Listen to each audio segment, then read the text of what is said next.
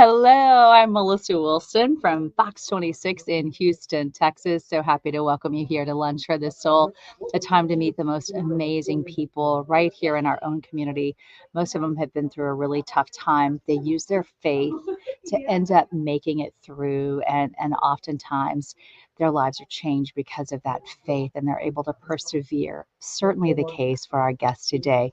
So I want to bring in Pastor Hazel. Hello, I'm so happy to see you. Thanks for being here. Thank you. Hello to you as well. It's I am so great. so delighted to be here today. Well, I have had the biggest blessing in my life to be able to meet you through the years through one of my colleagues here at Fox 26 and be able to share your story and a scholarship program that you do every year. And we're going to get into that. But I want to start by talking about how you became a pastor in the first place. I know you're retired now, but it was through tragedy that came about, and you had the most unimaginable thing happened. I, as a mom, can't fathom how you've been able to do it, but you're going to walk us through that. Let's start talking about what happened with your son, however many years ago in Stafford, Texas. What went wrong? It was 19 years ago on May the 20th of 2005, and he was my employee at the time. We had spent the day together in a company meeting, and he had such a great day. He met so many people and enjoyed it. It was at Minute Maid Park. And we had a luncheon there. Well, we were there all day, so they gave us a luncheon.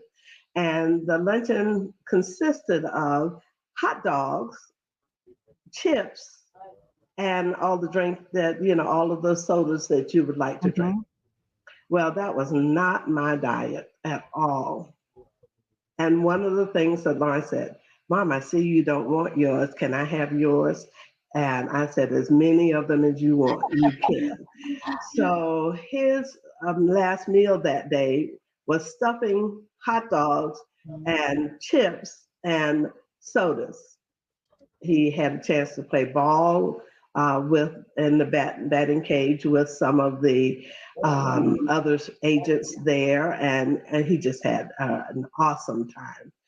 Wow. And he was a spoiled child, I guess, as we spoil all of them.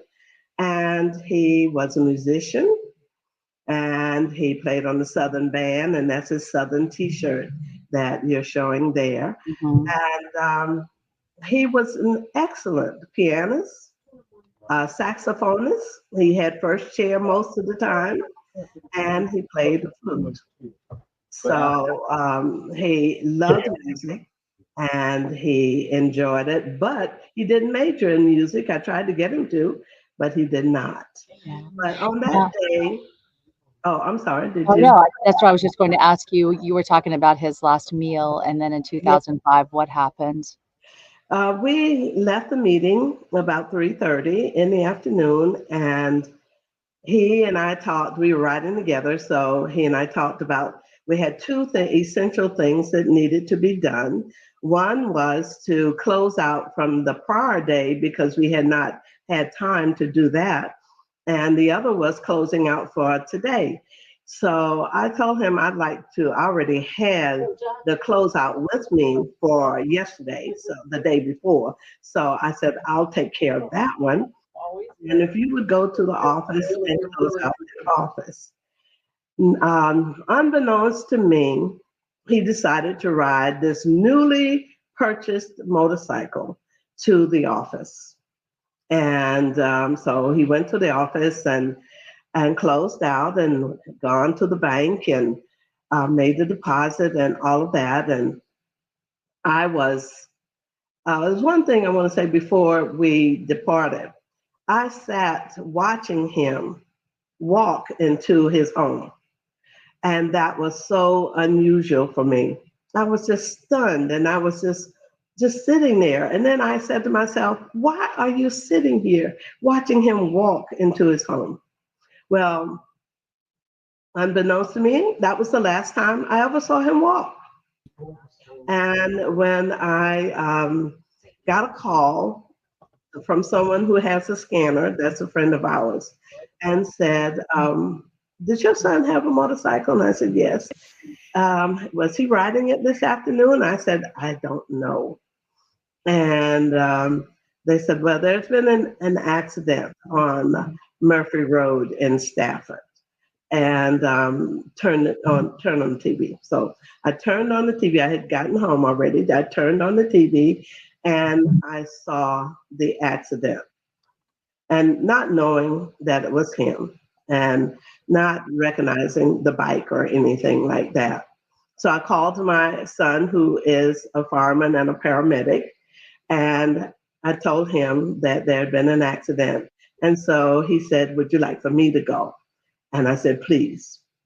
So he went to the accident and called me and said it was him, Oh my that they were going to life flight him to Memorial Hermann.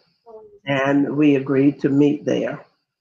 So I didn't see him at the scene, but the scene was marked. And it was quite a while before I went to the scene. I mean, when I said wow, it was months. I could not go.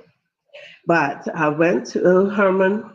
We went to I picked up my husband. We went to Memorial Herman, and there were all of his friends there already.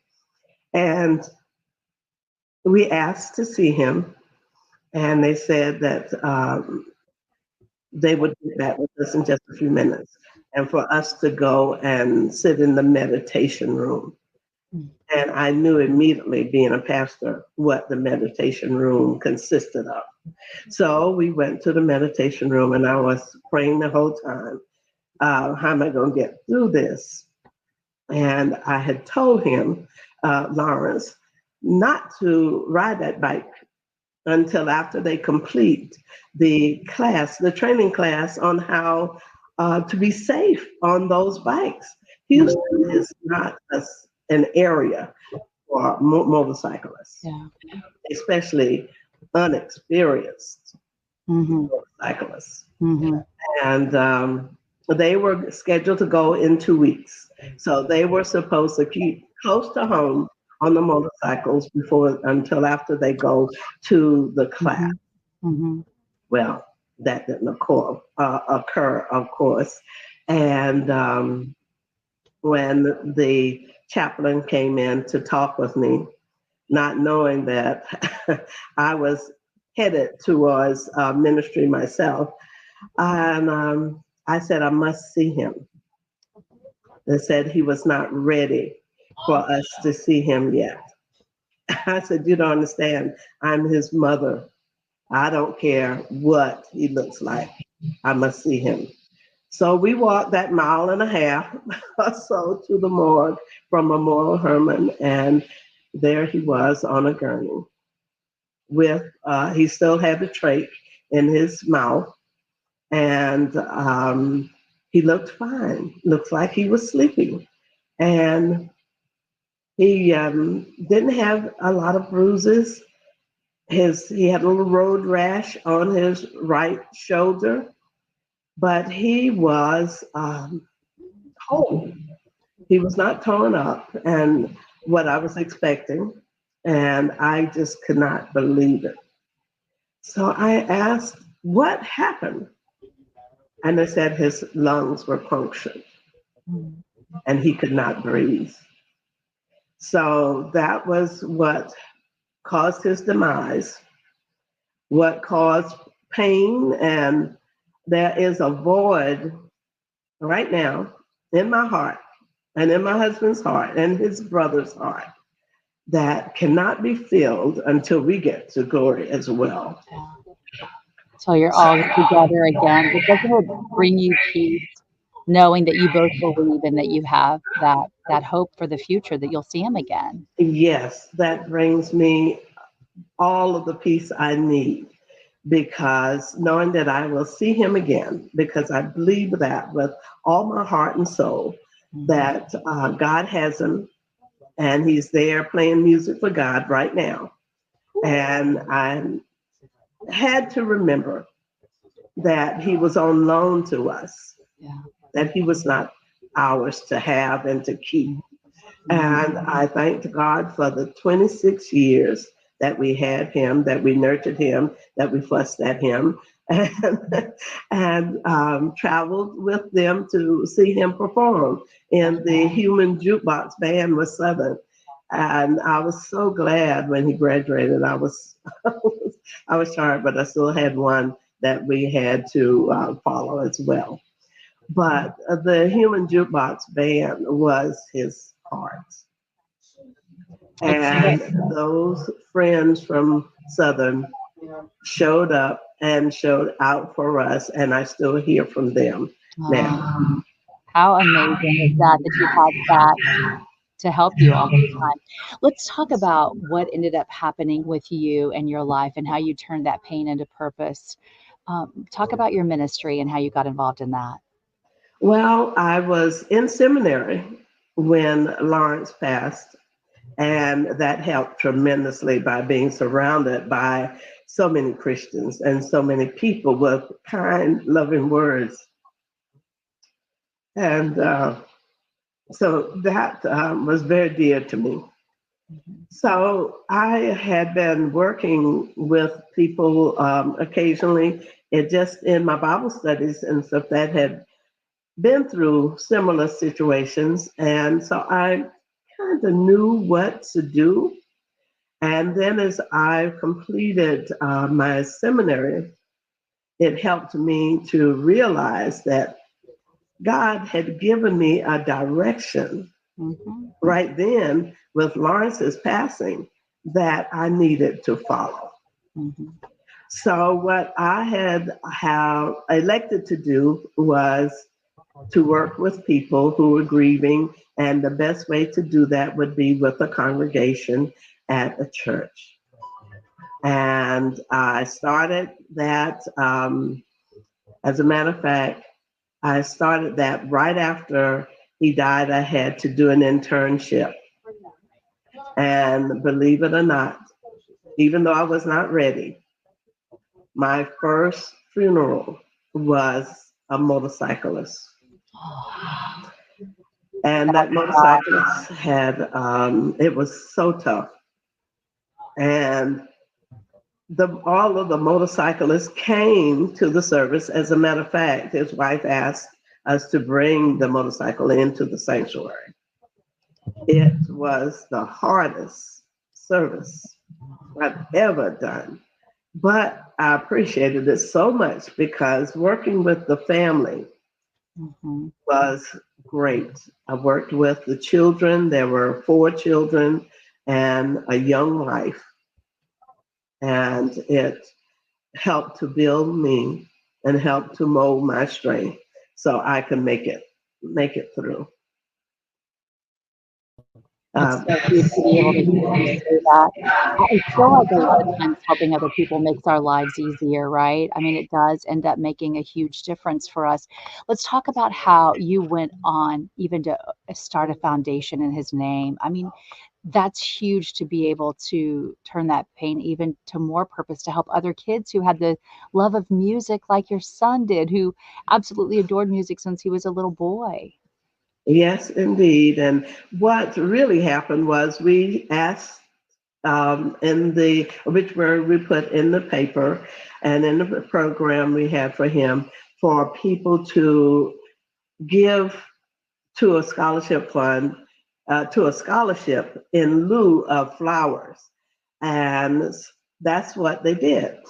And we received such a large contribution that I went to a dear friend of mine who is an accountant and asked her, what do I do with this? I don't want to give one scholarship with this. Yeah. And she suggested that we start a 501c3. I said, I know nothing about It's a big job. having a 501c3.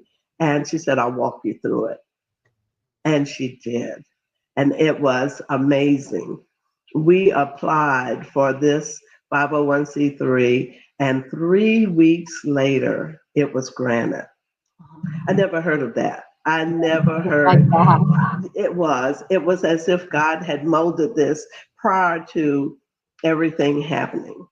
So we started the foundation with that money and established a board and came up with the guidelines for how we would distribute the funds. And we decided to grant it to students attending Southern University that would participate in the Human Jukebox Band. And once that was determined, we went to high schools all around and talked to band directors, sent out letters and communication to them, trying to seek students that would qualify. We kept the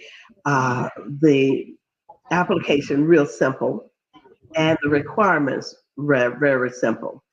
We said a 2.5 because that's the kind of student Lawrence decided he wanted to be. He could have been a 3.0, 3.5, or 4.0 student if he had desired to be that, but he decided to be a 2.5 student. We said, okay, so that's what we had the minimum at, for students that applied. You had to have a 2.5 GPA and it would be evaluated. They had to write an essay, and that was it. And they had to send a transcript, of course, from school. And they had to be accepted on the Human Jukebox Band. So we had to start early because they would have to audition in the spring before going. And so we established a great relationship with Southern Band directors. We worked with 3 different ones, and those directors would notify us of the students. And we even gave scholarships, though, to students that were not at Southern if they were in the band at the college they were going to. And we also presented scholarships to some people that were just in need of assistance, because that's what we were all about. And that's who Lawrence was. He wanted to help every single person. He would call me at work and ask me to come or go by the grocery store, pick up something. There was a person he met that they needed this. He even had a friend from Shreveport, Louisiana, whose mother was having surgery. I had to call her and pray with her and be with her, and we became lifelong friends. And he wanted to help every single person. I had to take him to, there was a restaurant called Pearls. There, I went down and fed some homeless people at Pearls. One day after work, that Lawrence was changing somebody's tire and found out there were some hungry people around, and there I was. So he always wanted to assist people. And that's why we established the foundation to give scholarships to students in need. What a beautiful soul. And I love that it's still living on to this day after all these years in his name. And you have an event coming up next year, right? Already Yes, got the save the date out. Tell us about that. yes, thank you so much. Yes, we are having our finale, and we are calling it the finale because we've had uh, galers every year as our one fundraiser to keep the scholarships alive and being able to present them to students. So the gala this year will be on the 29th of March, and it will be at the Marriott in Sugarland. And we will have it on our website that people who would like to come, there will be a way that they can join us. And this will be the 20th gala that we will have had since Lawrence passed in 2005. We will still have students in college for another year. So we pray that we will make enough during this fundraiser to keep those students going for another year.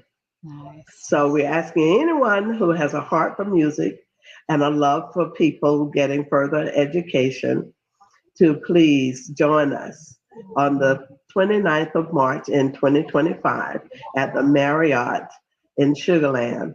Of course, you have to have your tickets in advance. So go to our website the Lawrence Jackson II Foundation.org, and please purchase your tickets as soon as you are ready. We would love to see you, and we are making an event that we did not have before. We have never had a formal, and we are having a formal. Put on your best dudes, as Lawrence would say, and come and enjoy music and fun and laughter. And let's remember Lawrence in a way that is just so precious. He was so great. He never met a stranger. And in 3 months, he was one of the best insurance salespeople that I had ever encountered, My goodness. even better than his mother. Oh, you are so precious, Hazel. Miss Pastor Hazel Jackson, an honor to be able to talk to you today. Thank you for sharing your family's beautiful story. I've put on the screen right there that website that you mentioned so that people can grab those tickets. Grab them early, get it on your calendar, everybody, for it to be the grand finale. This is a really big deal. And I know it's going to be a beautiful event. And let's talk way before then and get you on our morning show so we can talk about it as well and invite even more people as we get closer to it. I really hope you'll do that. Thank you, Melissa. I would love that. That would Okay. be great. All right. Well, hugs to your husband and your other son and from your Fox 26 family. And you just take care of yourself. Thank you for being a bright light in our community and for making such a big difference. Thank you so much. All right. Take care. And I hope to see you real soon. And I just want to remind all of you to join us here Wednesday and Saturdays, the place to be for Lunch for the Soul. You can find all of them on our live app. You just go to your streaming TV, you get that Fox local app and it's free. It's so easy to find. You can also find us on our Fox 26 YouTube, on our webpage, fox26houston.com. Hope to see you back here next time, everybody. Thank you for being here with me, and I hope you have a beautiful day. See you back here next time. And I just quickly want to say, if you want to be featured here on Lunch for the Soul, find me on our website, or you can email me at melissa.wilson@fox.com. See you next time.